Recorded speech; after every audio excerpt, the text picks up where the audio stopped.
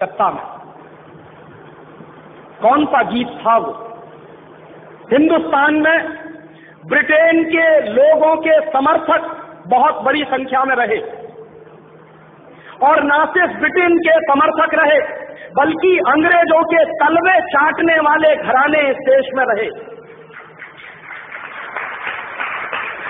अंग्रेजों की जी हजूरी करने वाले घराने इस देश में रहे, और जिन खानदानों ने अंग्रेजों के जितने ज्यादा तलवे चाटे, उन्हीं खानदानों का नाम इस देश में गर्व से लेते हैं लोग। जो अंग्रेजों के सबसे ज्यादा पिट्ठू बनकर रहे, जो अंग्रेजों के चरणों में साष्टांग बिछ जाते थे, ऐसे ही लोगों को इस देश के इतिहास में पढ़ाया जाता। और ऐसा ही एक खानदान था जो अंग्रेजों की गुलामी में आकंठ डूबा हुआ था। उस खानदान का नाम था टैगोर खानदान। और उस टैगोर खानदान का एक व्यक्ति था जिसका नाम था रविंद्रनाथ टैगोर। उस रविंद्रनाथ टैगोर ने जॉर्ज पंचम के स्वागत के लिए एक गीत लिख दिया था। और ना सिर्फ उस आदमी ने वो गीत लिखा, बल्कि कलकत्ता में जब जॉर्ज पंचम पहुंचा और उस भरी सभा में जहां लाखों लोग उपस्थित थे, हिंदुस्तान की गुलामी का गीत गाया गया और ब्रिटेन के राजा का सम्मान किया गया। और ये काम रविंद्रनाथ टैगोर ने अपने मुंह से किया। और वो गीत कौन सा था जो रविंद्रनाथ टैगोर ने इंग्लैंड के राजा की स्तुति का गान करते हुए लिखा था? वो गीत वही है जिसको आप कहते हैं जन गण मन अधिनायक जय हे भारत भाग्य विधाता। बहुत शर्म आती है मेरे जैसे आदमी को जब वो गीत गाने के लिए कोई मुझे कहता है कि ये गाओ। क्यों गाएं उस गीत को? रविन्द्रनाथ टैगोर तो चापलूसी करते थे अंग्रेजों की, रविन्द्रनाथ टैगोर तो चाटुकार थे अंग्रेजों के, और रविन्द्रनाथ टैगोर तो साइकोफेंट थे अंग्रेजों के। इसलिए उन्होंने अंग्रेजों के राजा के सम्मान में वो गीत लिखा था। मैं तो नहीं हूं, मुझे तो अंग्रेजों की चापलूसी से कोई मतलब नहीं। मैं तो अंग्रेजों का उससे ज्यादा विरोधी हूं जितना कोई हो सकता। लेकिन मेरे आजाद देश में उस गीत को बार बार गवाया जाए, ये मेरा राष्ट्रीय अपमान का प्रश्न है। और जिस गीत को अंग्रेजों के राजा जॉर्ज पंचम के स्वागत में गाया था रविन्द्रनाथ टैगोर ने, वही गीत 5 दिन पहले दिल्ली के एयरपोर्ट पर गाया गया महारानी के सम्मान में। आपने कभी ध्यान दिया है उस गीत के शब्द क्या है और उन शब्दों का मतलब क्या है? जन गण मन अधिनायक जय हे, हिंदुस्तान की जनता के मनों के अधिनायक तुम्हारी जय हो, ये मतलब है। जन गण मन अधिनायक जय है माने जॉर्ज पंचम तुम हिंदुस्तान की जनता के मनों के, जनता के गणों के अधिनायक हो, सुपर बॉस हो, इसलिए तुम्हारी जय हो। ये रविन्द्रनाथ टैगोर गा रहे हैं। भला इससे ज्यादा चाटुकारिता का दूसरा कोई प्रमाण मिल सकता? इससे ज्यादा साइकोफेंसी का दूसरा कोई प्रमाण आपको मिल सकता? और दूसरी लाइन है जनगण मन अधिनायक जय है, भारत भाग्य विधाता, माने तुम भारत के भाग्य विधाता हो, माने हमारा भाग्य तुम लिख रहे हो। ये तो कोई भगवान से भी नहीं कहता है।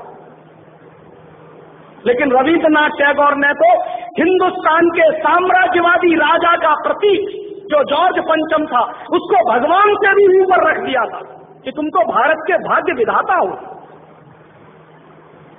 पंजाब सिंध गुजरात मराठा द्राविड़ उत्कल बंग, विंध्य हिमाचल यमुना गंगा, उच्छल जलधि तिरंग, तब शुभ नामे जागे तब शुभ आशीष मांगे। माने पंजाब सिंध गुजरात मराठा द्राविड़ उत्कल बंग, ये सारा हिंदुस्तानी इलाका तुम्हारे लिए आशीष मांग रहा है, तब शुभ आशीष मांगे, तुम्हारी भलाई की प्रार्थना कर रहा है। ये पूरा हिंदुस्तान जो अंग्रेजों की गुलामी में सिसक रहा था, उसको रविन्द्रनाथ टैगोर लिख रहे हैं कि ये सारा का सारा हिंदुस्तान तुम्हारे लिए आशीष मांग रहा है, तब शुभ आशीष मांगे। और वो सारी की सारी आशीष हम तुमको दे रहे हैं अपनी तरफ से। और अंत में जनगण मंगल दायक जय हे भारत भाग्य विधाता, वही भारत के भाग्य विधाता तुम्हारा मंगल हो, तुम्हारा कल्याण हो। माने जो हमको गुलाम बनाने के लिए आए हैं, उनकी चाटुकारिता में कोई आदमी कितना बिक सकता है, इसका ये निकृष्ट नमूना है।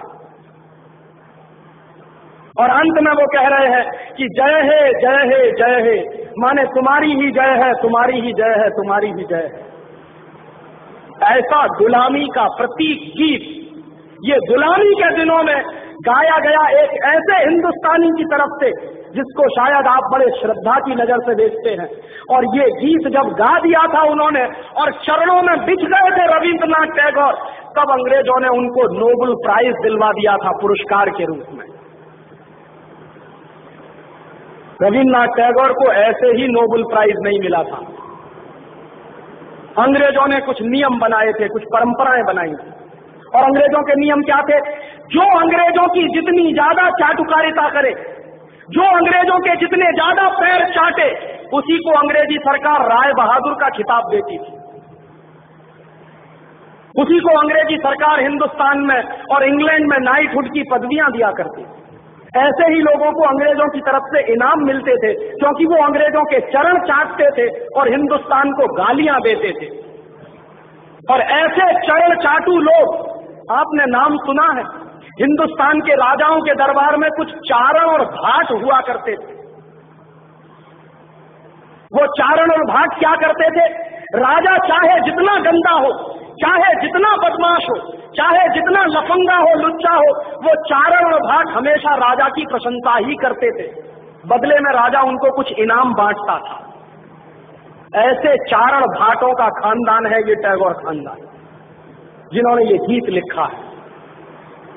और मेरा अंदर से रोम रोम कांप जाता है जब कोई मुझे कहता है कि राजीव भाई जनगण मन गाइए। क्यों गाए? हिंदुस्तान का गीत नहीं है जनगण मन अधिनायक है। हिंदुस्तान का गीत तो वंदे मातरम रहा है।